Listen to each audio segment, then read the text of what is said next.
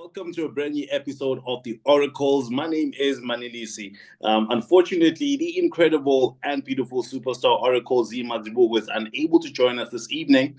Load shedding has made its way back, but the show goes on in any case. This week, we are back in Europe. We are chatting to another gentleman from the United Kingdom.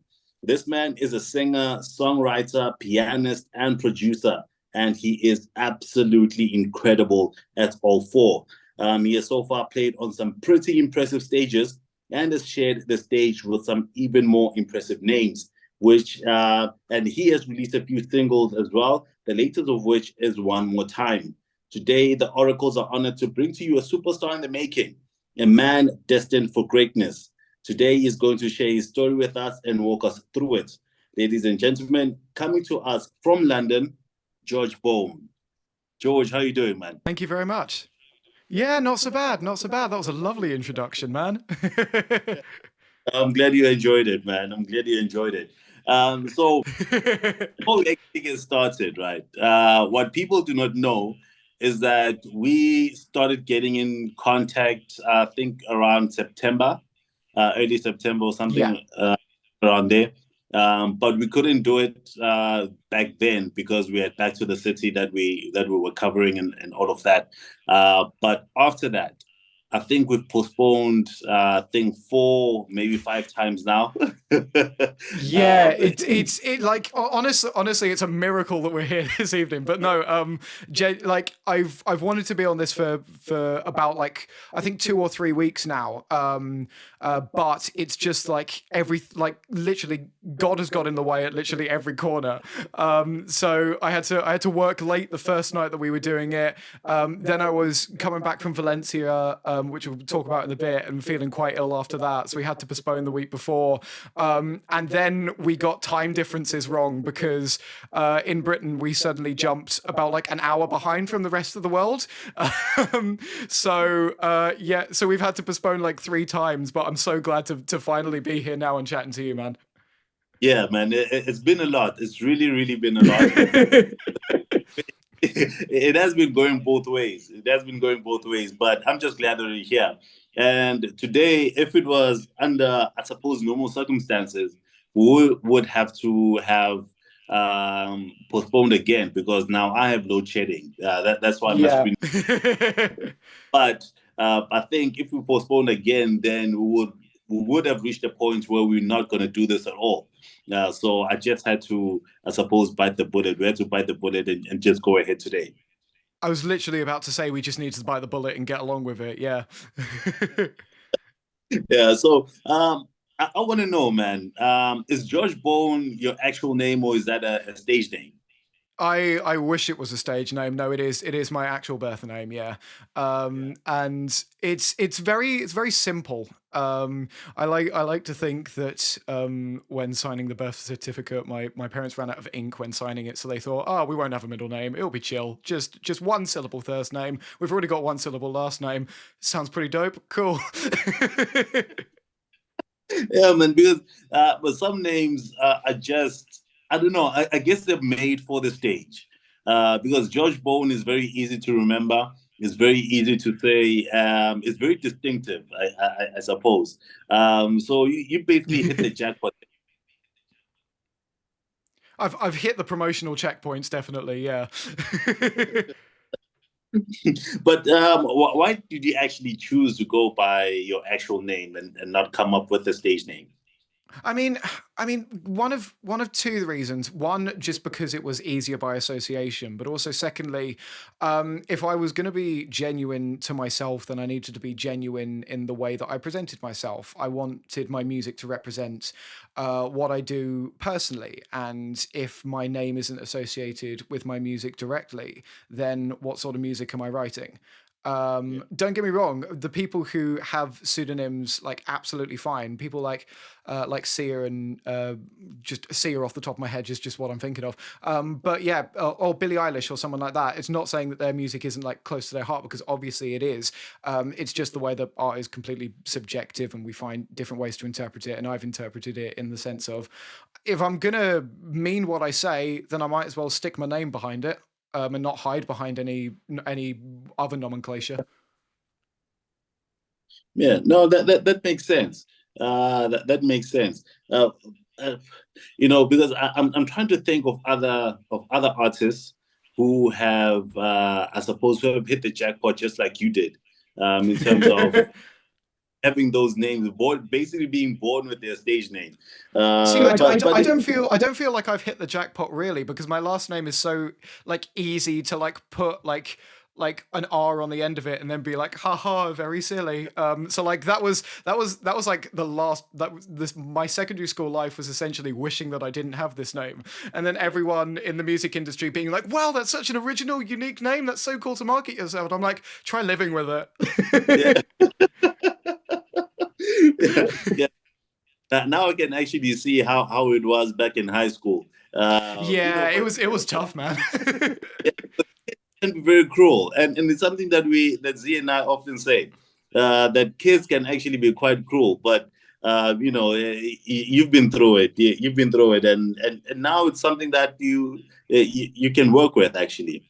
Yeah, now my name is something that I can monetize, which is great. Yeah. But I also understand that you work in London and Essex. Is that where you originally from? Yeah, so in fact, I was born in Norwich, in like sort of Middle East England, it's about 2 hours away from London. A lot of my family were born there, and then when I was really young, we moved down to Essex, which is just to the east of London.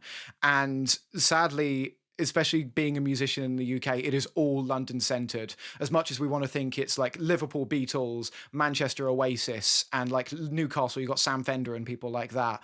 Very much the cosmopolitan scene in music is very London based, and it just happened that the way that I got into at least the commercial side of my music that I'm getting into now was through a master's program that I did at a studio in London called Talyard. And a load of people like names are completely blank me. Like Noel Gallagher, Mark Ronson had a studio there. People like Sigala have work that regularly goes on in studios there. Sigrid, the Norwegian singer, I've depped for pieces of music on the piano that she used to record a load of songs in 2019. And so being in that environment, I don't think I don't think being outside of that environment would have helped me get to where I am right now. Um, so at least, yeah, at least it's more convenient than others to be sort of close to that cosmopolitan center. Um, yeah. Yeah, but then, if you work in London and Essex, but how far are those two places apart?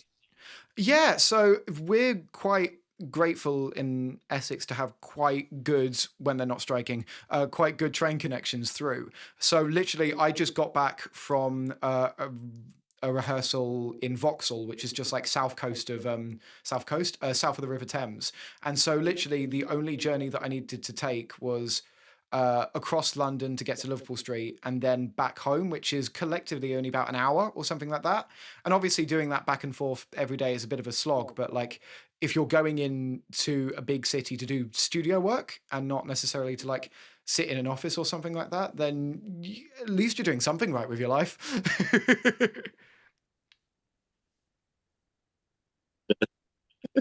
Yeah, yeah, that's actually quite interesting. But the I'm trying to piece together because now my next question, right, is that you went to Durham University, Yes, I did. and from what if I was to take a guess, I would say that you studied something that had to do with music. Is that correct? Yeah, that is. I went straight into I I did university and went into a very classical music degree. So I did all of the theory and the analysis. I did a conducting module and did like analysis into pop and stuff like that. But I was a big country fan growing up, so listening to a lot of stadium artists like Dan and Shay, Chris Stapleton, Brett Young, and people like that. But in Durham, we not only had a big classical scene, but we had a big jazz scene as well, and like a big sort of like Brit pop Britpop slash jazz scene. So a lot of my music that you hear today is from those two influences of like south of the UK country and northeastern jazz influences. People that inspired me throughout that period were people like Tom Misch, Eloise, Bruno Major, a bit of Lizzie McAlpine as well, American, but she's signed to a British label. And yeah, people like Jacob Collier as well from the more sort of like classical, but also very heavily harmonized background. So sort of all of those influence my music. You've got like storytelling influences a country, and then I don't want to say technically adept because that makes myself better than I am, but like more technically sort of uh, able sort of music of people like Jacob Collier and stuff like that. Yeah. Uh, and with study music, as particularly classical music, Yeah.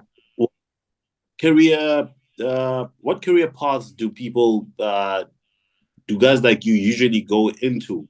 Because in my head, I'm thinking about people who do scoring for movies and Yeah. TV, thinking about a session artist, those kinds of things. But generally, where do you guys go after getting your qualification? Yeah, so I mean, the most immediate place that you go after that is going to teach, really, which then repeats the vicious cycle. But I know a lot of people who have gone into work outside of music. My friend, I mean, technically outside. My friend Molly now does admin for an orchestra based in London. My friend Sonia is now sort of um, like a fashion influencer as well. My friend Megan works with Molly at the same opera. So like very bureaucratic roles as well. Obviously teaching as well, and then scoring along with it. My friend Sam has just come off of scoring and helping to assist scoring the. I mean, not just come off of, but he helped do a bit of the Doctor Strange, the Multiverse of Madness soundtrack. And it was weird because they were recording a bit of the Multiverse of Madness soundtrack while I was doing my master's program. So it almost sort of like came full circle in the sense of like I'm studying at the same place that they're recording, at the same place that my friend has scored, and we also went to the same university. So again, vicious cycle, and it continues indefinitely. Yeah, I remember now that you say that it's a sort of like a vicious cycle. I remember this joke about people who study Egyptology, where Yes. they basically study Egyptology, and then because there aren't really a lot of jobs in that, then they go back to actually teaching and all of that. So the punchline there is that it's basically a pyramid scheme. Uh, oh, you know what? I actually really should have seen that coming. I'm so disappointed that I didn't. Yeah, but yeah, it's actually quite interesting. And your friend having to score, or rather, be part of the people who do the scoring for Doctor Strange. I mean, Yeah. yeah, how big of a thing is that? Because Doctor Strange isn't a small movie. Yeah, oh no, it's quite big, but surprisingly, especially with like a big conglomerate like Marvel and stuff like that, there are loads of additional roles that you can get, especially in the music scene. For example, you don't necessarily have to be the composer. The composer is one that mainly works with a piano or like a guitar or something like that to actually sort of tabulate it out. It's the runners and the interns that do all of the sort of like orchestrating and the scoring, and sometimes the composer just comes in and goes, oh, change the flute there, like add the double bass there or something like that. And then obviously you've got to have people print the scores, and then you've got to have the conductor that knows what the composer wants, and then you've got all the sound designers, you've got the recording artists, all of them individually for maybe some even specialized instruments as well. And then you've got the people who are jobbing for coffees and stuff like that, the people at the studio reception, the people doing the engineering, the people supervising the studio. It's a wide gamut, and you don't necessarily have to do a music degree to understand it, but especially in scoring, it helps. Yeah, that Yeah, that's quite interesting. But now I want us to get back to you. Yeah. With a journey in music. When did you start making music? Yeah. So I started singing at around 5. We used to have like I went to a quite a religious primary school, and we used to have like assemblies and sing like every day. And I started singing from there at around 5 or 6, and I was like, you know what, this isn't so bad. Um, Accompanied myself on piano for gigs from around 14 or so. Started doing like function gigs and charity events and weddings and stuff like that. And while I was doing those, it was almost like I might as well I need to give myself another avenue from which to to make money off of. So I need to write as well. And I think, in the words of Ed Sheeran, like, you're going to write some shit ones, and definitely at the start there were some shit ones. But the ones that you hear and the ones that I've got coming out in next few weeks and the next few months are definitely ones that I'm really, really happy with, that I've taken the time over, that incredible people have helped write it with, to produce it with. And yeah, I've got to this stage now where I feel sort of not necessarily comfortable in releasing music because it's terrifying, but knowing that I've done the work behind it to be able to show off my best self, essentially. Yeah, yeah, because you speak of being comfortable about releasing the music, but Yeah. you sent me your SoundCloud, which was basically a playlist of some of the demo music, Yes. music that you've made already. So we are going to get into some of the songs in there, which are actually quite incredible. And I've been asking myself, actually, with Z as well, why some of that music isn't on DSPs yet. But we'll do that. But do you actually remember the first song that you ever wrote? I do. I do. We had to. I remember it was year 9 in the UK education system, so it was around 13, 14. For a school project, we were asked to write or do some protest music because we'd been sort of throughout that term we'd been learning about sort of like the history of protest music and in different forms, and sort of the way that people were influenced by different types of musical genres when they were writing about in protest to something. And I remember I had not done that assignment, and my music class was right after lunch. So I said to myself, right, I have 20 minutes at the end of lunch to write this song. I banged out this song so quickly. Diamonds were built under pressure this day. And I showed it off to the class, and they were like, "Wow, this is such a great song. Like, you need to release it." And I'm like, "Haha, thanks. You have no idea of the processes behind it, my friend." Um, so it was it was a protest song for a school assignment that was very rushed. However, I think it's analogous for the music industry as a whole. Sometimes you come out with a masterpiece that you've taken 6, 7 years to write. Sometimes, like then, it just happens. It's there. And looking at your music today, Yeah. because I mean, I've spoken with a lot of people, and I'd like to ask a question about that first song.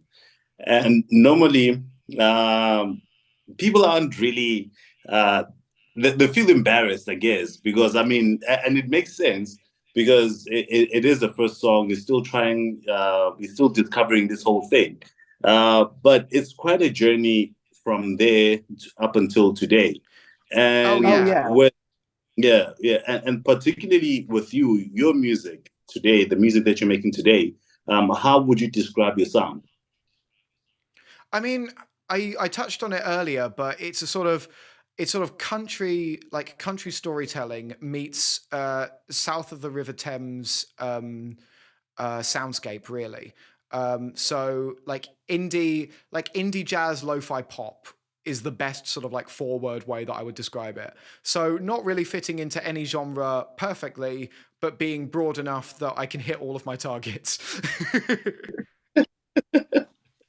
All right. And where do you get the inspiration for when you create your music, or rather, when creating new music? I See, mean, oh, sorry, go on. yeah. No, no. So yeah, so I'm a very visual learner when I write my music. So I take a lot of inspiration from the things directly around me, and I try to put them into scenarios that I've seen. I always tell myself that everything has a place, and like everything has a reason for existing. Like if you look out the window one day and you see a clown in a full clown suit eating like a foot long Subway baguette or something like that, you're not going to ask like how that happened. You're going to accept that that is a thing that's happening, and either you're going to do something about it or move on with your life. And I, whenever I see something like that that affects me, I sort of need to make a note of it, like a clown walking down the street in full makeup with a Subway in hand. So like um, I like to attach personal experiences that I've had to imagery around me, especially when I'm writing more of my own sound stuff. When I'm top lining over stuff, there's less sort of like that critical thinking that goes into it. But when it's my own stuff and I want to tell my own story, a lot of that imagery is there. For example, I was heading out of Whitechapel train station in London, and I saw that somebody had let go of a balloon, and it had floated up to the top of the subway ceiling. And the way that I visualized that was like, oh, that balloon is quite lonely. It's all up there. It's either A, very lonely, or B, it's very free. So then in the big flow chart that is my mind, I'm like, okay, what are things that are free but also lonely at the same time? And so like the way that songwriting works is if you create that dichotomy, at least in my head, if you create that dichotomy, then you've got at least something interesting to talk about other than just, oh shit, I've left my balloon on the ceiling. Yeah, no, that's quite interesting as well, because when you were making the example of the balloon, my first thought was that your mind went to the person that lost the balloon, because I Yes. was thinking, yeah, I was thinking about the time when I was a kid. So in South Africa, we have this restaurant called Spur, and Yep. they have, yeah, every year on your birthday, you get a free meal or whatever. So as Oh, part yes. of Yeah. they give you at the restaurant is that they also give you a balloon that is inflated with what do you call again, Helium. the Helium. Helium. yeah. So a couple of times actually I lost my balloon, as we went out, and I would watch it float away. So there was a Oh, bit that's of sadness, tragic. you know. There was a bit of sadness of losing that balloon. So initially my mind was going to where you would look at it at the perspective of the person that lost the balloon. So it's Yeah. very, very important for you to actually look at the balloon alone and see it not just as an object, but as I suppose a person in a sense. And that's a very interesting way of looking at things. I mean, it's interesting. Like, it's interesting that you say it's interesting because everyone's view is subjective, especially about an issue like that. And Yeah. both of those ways of interpreting it, like, are absolutely great. It just so happens that I've probably got a bit too much touch of the ADHD and have decided to monetize those feelings and try and hold them in and at least get them on SoundCloud in some capacity.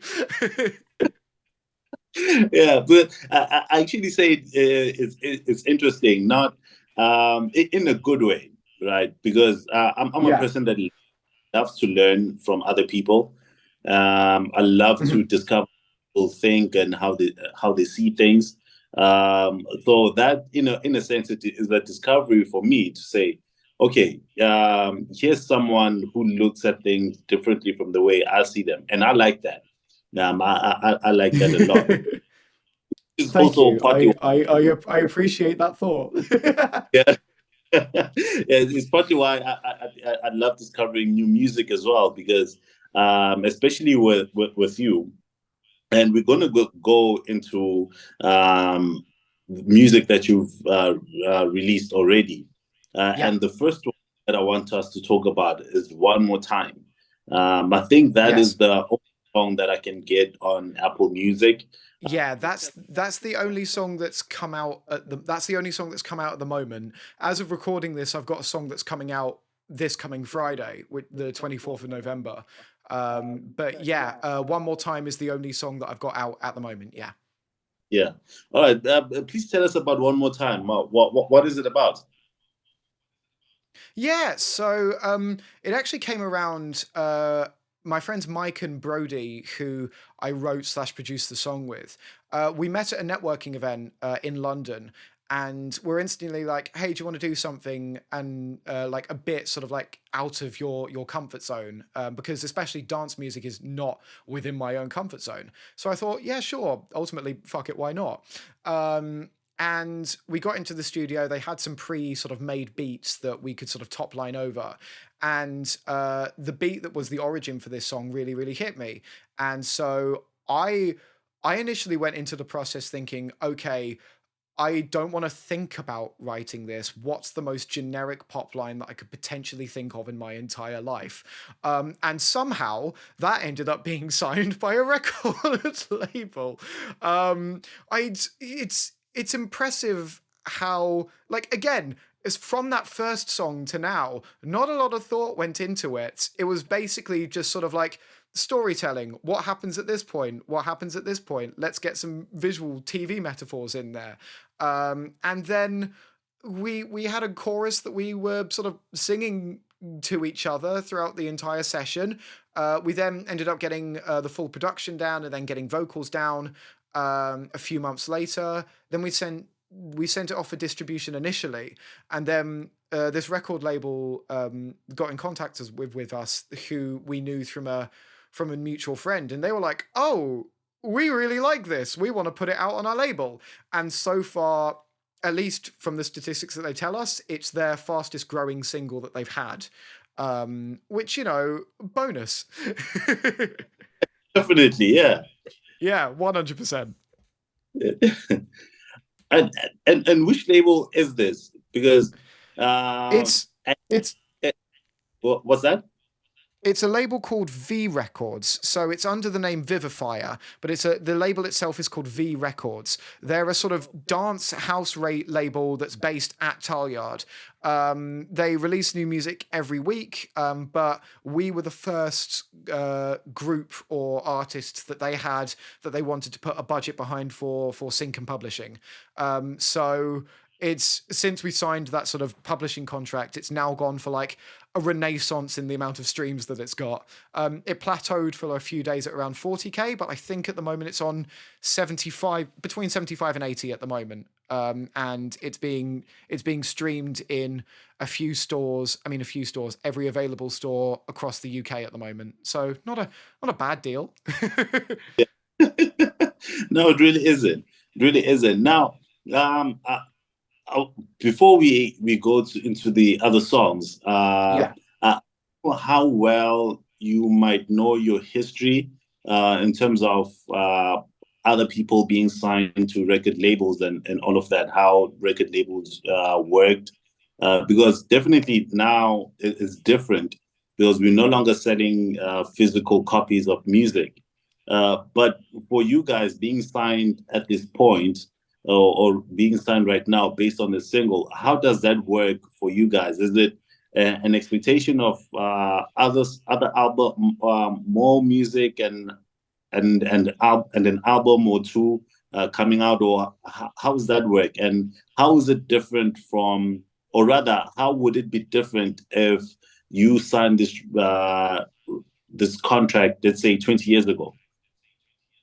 Yeah, so I mean, 20 years ago, obviously, a lot of social media aspects hadn't been finalized, or some social media platforms hadn't even been formed yet. So the only way that you would be able to listen to artists was by going to their gig, and the only ways how you'd know that is by putting out posters, sending a vast amount of emails, and hoping for the best, really.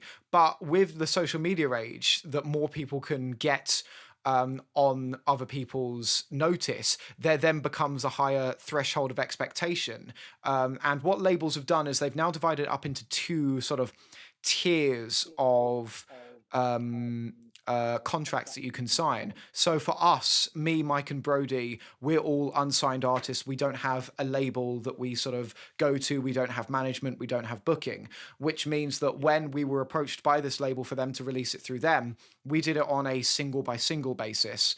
So instead of a longer contract where we may get a budget to promote it out of the end of it, they've essentially said, look, we realize, and this is very sort of like common, especially in the UK for artists from labels. They say, look, we realize that you've not got any management, but we really want to work with you. We'll go 50-50 on this single, and on this single alone. If it turns out really, really well, then we'll sign you to maybe another single by single.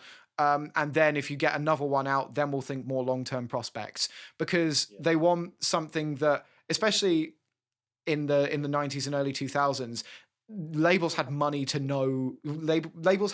spend on people, whereas now, especially, times are a bit shrewder, and also more people are coming through, so they need to be more sort of very sort of fact checky, and very prudent on who they get through, which means that A, not only does the standard have to be higher, but B, they don't want to commit to something long term unless they can get a lot of money out of it. And very fair, they're a business. So we signed one more time on a single by single basis with them. So just for that single, they get 50, we get 50. And they seem to have liked us to such an extent that they've now signed a sort of sync single by single deal with us, and want us to do another one for them, which is great, but I have no idea when that's going to be in the pipeline, sadly. No, man, that's very interesting. And I suppose it is moving with the times, because Yeah. I don't think the kind of deal you would have gotten 20 years ago. 20 years ago, they would have said, listen, come through, sign this, let's do an album. Maybe. Yeah, it would not have existed at all, especially in the 90s and early 2000s. Like I say, they had money to spend, and they knew the sort of genres that each of the labels were working with. There weren't such radical shifts in trends, so they knew what worked would work for a very long time. So if they had an artist that was like, you tick all the boxes, you're going to make us bank, essentially. And that's why you had loads of artists like Blur, like Oasis, and especially in the early 2000s, like McFly, like McBusted, especially speaking from a UK point of view, like the Spice Girls, and later in the 2010s, like One Direction, like the Vamps. Like, you knew they were going to sell. And so they had money to put towards it, and knew that it would sell. But especially with independent artists, it's almost like, hey, you need to impress us before we give you the money, essentially. Yeah, yeah, no, that's true. That's true. So I was very curious to know what the how the difference would, or rather, what the difference would be between now and 20 years ago. So now I understand it. I get where you guys are. So let's go back into the music. I want us to talk about Therapy Session. Yes. Now, Therapy Session is, I'll say, one of the best written and produced songs that I've listened to recently. Oh, Please take us through. oh, stop it. You're making me blush. Oh. Please take us through the song. Please tell us what inspired it, and also tell me why it is not on Apple Music, or rather on Oh, other cool. things. Okay, so I I firstly wrote it with an incredible artist called Josie Beth, based in Essex with me, and produced by a guy called Peter Natiri. Genuinely, two of the loveliest people you're ever going to meet in your entire life. And essentially, me and Josie, when we had written it, had both come out of like really like long-term relationships that we were sort of getting into our music era and properly getting stuff down. So we both said, "Hey, we're Essex-based. We've known each other for years. Let's actually write something together." And in that first writing session, we had only come up with that chorus for the song. And the verse, we had loads of different sporadic ideas, but nothing was gelling. About 2 hours into the session, she's a part-time teacher as well, so she had to go for an online teaching position. So I said, okay, let me just get something down on my phone. Let's get like a rumble verse together. And so like even when I was playing the piano that's right in front of me, I was just going, and then like you could hear like the melody instantly because it was like, oh shit, we could just repeat this. And that's at least how the melody went. But content wise, we were both sad. We were both tired. We were both a bit broken. And we wrote that in January of 2023, so January of this year. And January being like one of the months where you get the least sunlight, especially here in the UK. And so when everything's naturally going to be a bit like post-Christmas sort of hangover, really. We were both sad and wanted to write a depressed anthem, really. So we just tried to visualize the saddest things we could, and then put it in a major key. those those were the two main objectives from the session. Like her being on like depression medication as well. She was telling me all the facts about sort of like, oh, you get tired like from taking all this medication. They were like, that's where the line like kind of tired and I'm feeling kind of slow, but my dreams are good, so what do I know? Because like you get tired and you have really vivid dreams, so like fuck it, throw that in there. And it was almost like you've not done the washing by a washing up machine and you've just taken it out to do yourself, really. It was you thrown everything in, see what happens. And it took a while, but we got there in the end. The chorus and the shout choruses in the bridge are probably one of my favorite bits. Just because, again, like with my first ever written song, like with the dance track, we were just like, here are some things that we could shout in a chorus. And then we wrote it in and just thought this placeholder can stay because we really liked it. We were the saddest and laziest of writers at that time, but it ended up being a really good song. Yeah, and I realize this answer is very long, sorry. To answer your question, why is it not on Apple Music yet? It's going to be out next year. I just haven't got the funding for it. Yeah, that's it. Like, especially in the UK, you can apply for loads of different funding sources.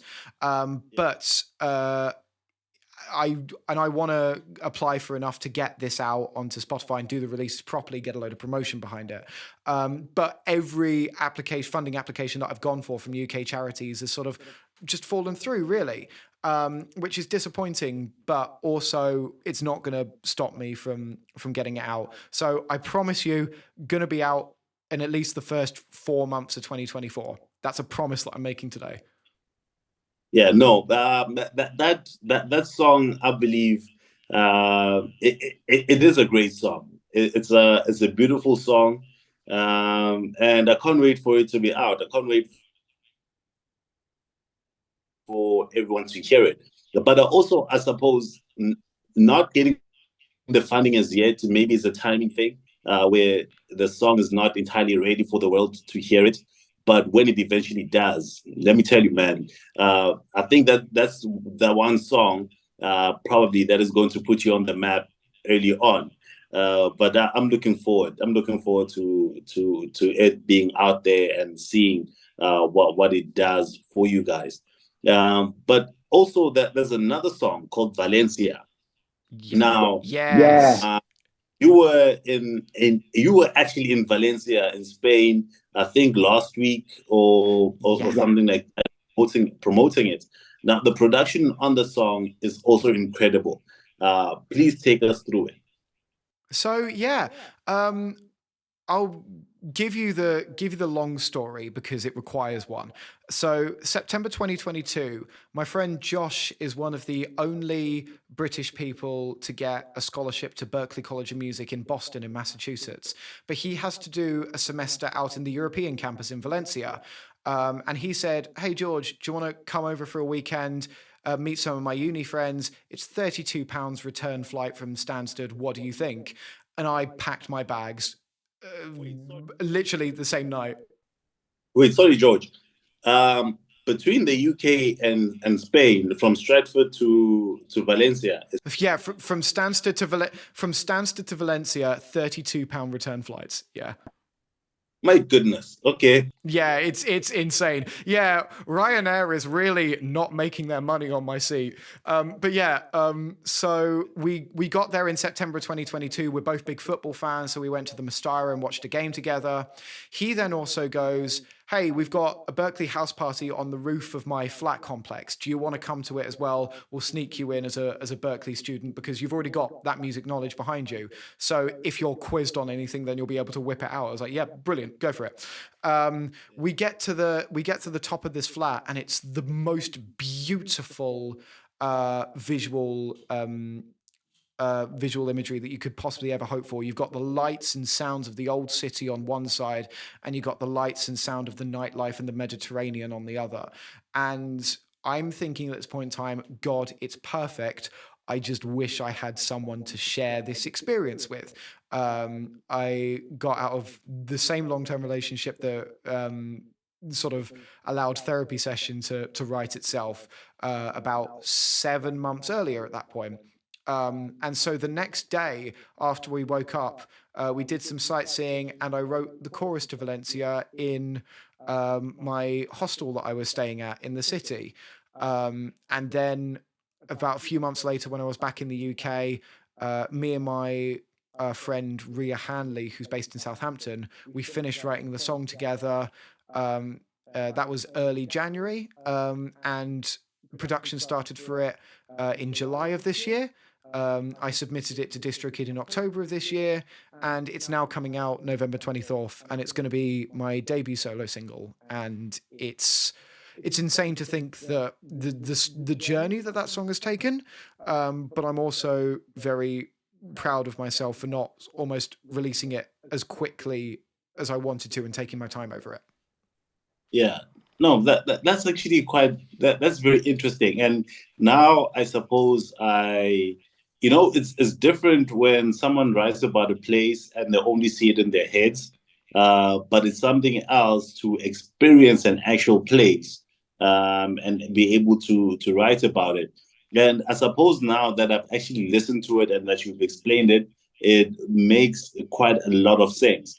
And how was your promotional trip to the Yeah.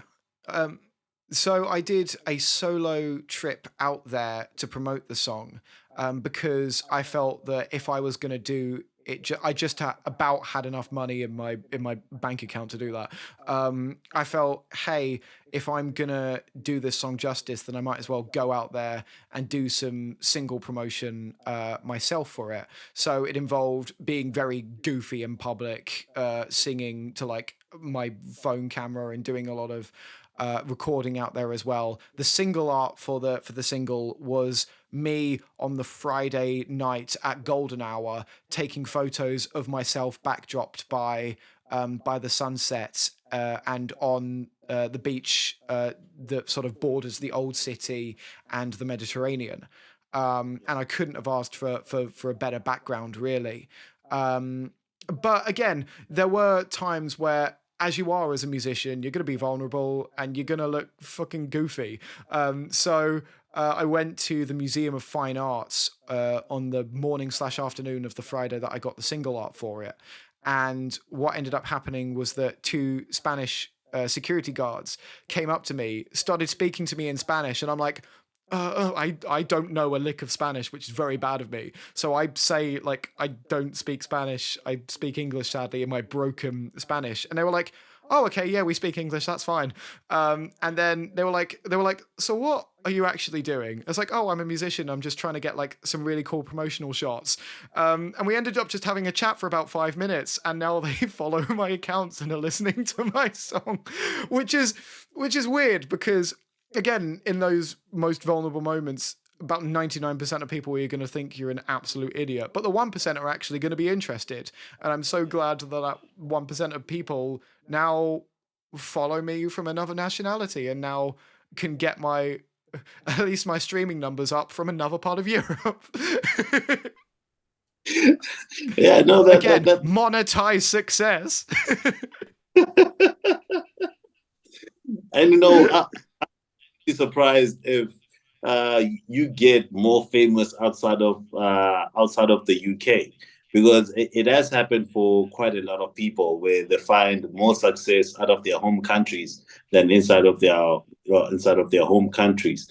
But now I actually want us to talk about some performances, or rather live performances, because you have been touring quite a bit.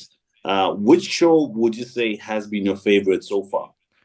What, in just the last year or ever? Because I've got two different answers for that. Oh, okay. Ever. Cool. Yeah. So what happened? So literally this time last year, around November 19th, November 20th, 2022, um, I was asked to open for a very famous soul singer in the UK called Misha Paris.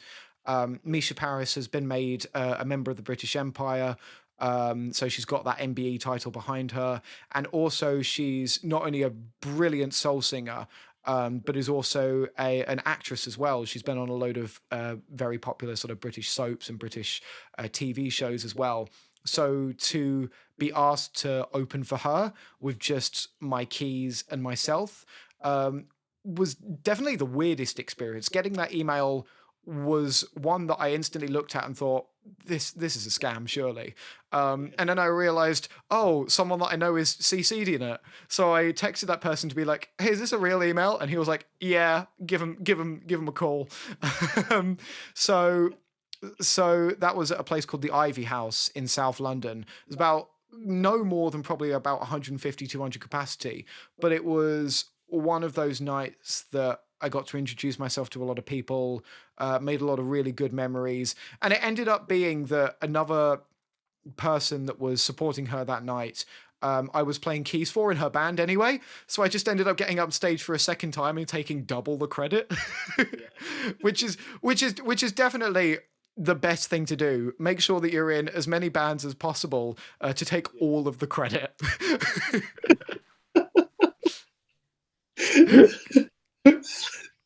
Yeah. But yeah, at least from a personal point of view, that was my favorite gig that I've ever done. Yeah, and then that wasn't this year, right? That was last year. Yeah. Okay, so in the past year, which performance would you say has been your absolute favorite? Amazing question. This isn't more of like a live performance than it is a recording. I got to record some of my songs live at the University of Portsmouth's film stage. So not only do they do a lot of recording for TV shows down there, but also there are a lot of students at the university that take videography classes and like video production classes and stuff like that. And they've got experience on like BBC, ITV, Channel 4 style and quality cameras. And one of the companies that I get a few gigs with asked in April of this year, hey, we're looking to renovate the space out for live performances. Would you like to be a part of the sort of live programming of it? So I went down to Portsmouth for a day, did some live recordings. They thought, obviously, I'm not describing myself as fantastic, but like they thought it was a fantastic performance. And through that, I've been able to potentially be on the road to getting a full time manager, full time booking agent, just from those sets of recordings. And in fact, I'm going back to that studio this coming Wednesday, so the 22nd of November, as we're chatting, to do some radio performances for them, which is an amazing opportunity and one that I wouldn't have done but for saying, I'm going to go on the train for about 5 hours today to get some recordings done, and taking that leap and taking that opportunity. Yeah. No, that's actually, that's very, very interesting. And good luck for that on Wednesday, man. Thank you, man. Thank you. Yeah, on Wednesday. Now, I want to know about your musical aspirations, because we're actually very close to the end of our conversation. But I want to know, what are your musical aspirations? I mean, there's one part of me that just wants to write the best music that I possibly can, and while that is true, especially during a cost of living crisis, I slightly need to make money, so I need to do more gigs. I need to get more recordings out there. So I've always wanted to work with at least some of my recording idols and some of the people that I look up to a lot in the industry. So people like Bruno Major, Eloise, Connor Albert, people that really inspire me musically. I've always wanted to write and produce with them, but on a more macro scale. Uh, there are a load of festival opportunities around the UK that I've always wanted to do. Glastonbury is obviously the big one, and every year they have their emerging talent competition. My hope this year, at least, is to get into either the long list or the short list of those. There's a festival every year in Brighton called The Great Escape, which is basically a 3-day festival on the south coast of England specifically for indie music. And ideally, I would love to show off my music there, because I know that I know a lot of people that program for it, A, but also a lot of people that I know, B, have played there. So I'm sort of like, I want to experience this hype too. But yeah, so far sessions as well as some BBC radio sessions. I've got a few radio performances booked until the end of this year. Obviously, not only doing Christmas stuff, but also single promotion as well. But if I'm talking completely subjectively, make the best music possible. Objectively, I want to make that money. And I'm sorry to be so harsh about it, but like at the same time, like I've been a function performer for so long to know that I don't want to make money off of other people's music. I want to make money off of my own music. And I know that, especially since the release of One More Time this year, that I know that I've got a leg to stand on in that department. So I'm really happy to sort of take those first steps and to make sure that I'm going in the right direction with them. Yeah, yeah. No, let me tell you one thing, right? We, apart from people that we approach ourselves, we get a lot of emails for interviews and all of that. And all the people, and it's not to say that people that haven't been on the podcast as yet, we don't think of this about them, but with everyone, absolutely everyone that we've spoken with, are people that we believe in, people whose music we believe in, people that we believe are going to make a mark in the music industry. And you are 100% one of those people that we truly believe in, and we know that one day, when you get that breakthrough, man, you just gonna it's gonna be explosive. It's gonna be incredible. So we truly Pleasure, believe man. in you. Thank you so much. I Yeah. massively appreciate that. Thank you so much. Yeah. So, is there a new body of work that we can expect from you? I know that there's a whole funding thing and there's a whole work, all everything. It's just a lot. But Yeah, everything's a lot at the moment. Yeah. Is there a body of work that you're Yeah. currently? Yeah, there is. So I've got Valencia out on the 24th of November. A therapy session, as I promised on this podcast, is going to come out in the first 4 months of next year.